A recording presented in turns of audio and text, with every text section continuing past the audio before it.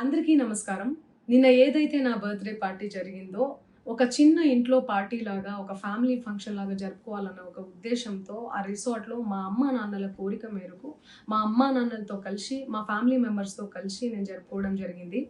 అక్కడ మా అమ్మానాన్నలు, మా అమ్మానాన్న ఫ్రెండ్స్, మా ఫ్రెండ్స్, మా ఫ్యామిలీ ఫ్రెండ్స్, మా టీమ్ మెంబర్స్ మాత్రమే ఉండడం జరిగింది. అండ్ అట్లనే లిక్కర్ ఉండడం జరిగింది. సౌండ్ సిస్టమ్ ఉండడం జరిగింది.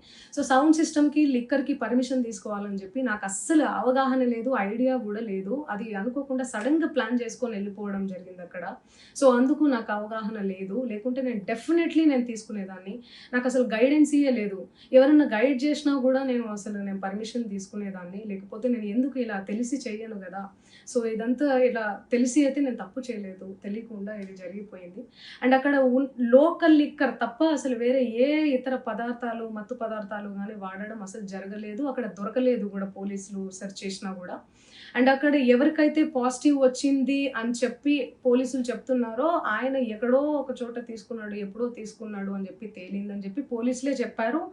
అండ్ అది ఇన్వెస్టిగేషన్ గూడా జరుగుతుంది. మేము గూడా పోలీసులకు కోఆపరేట్ చేస్తున్నాము. అండ్ నేను ఎందుకు ఇలా చేస్తాను అసలు? నాకు తెలిసి ఎందుకు చేస్తాను? మా అమ్మానాన్నలతో దట్టు. మా అమ్మానాన్నలు పెట్టుకొని ఇలాంటివి నేను ఎంకరేజ్ చేస్తానా ఇలాంటివి చెప్పండి.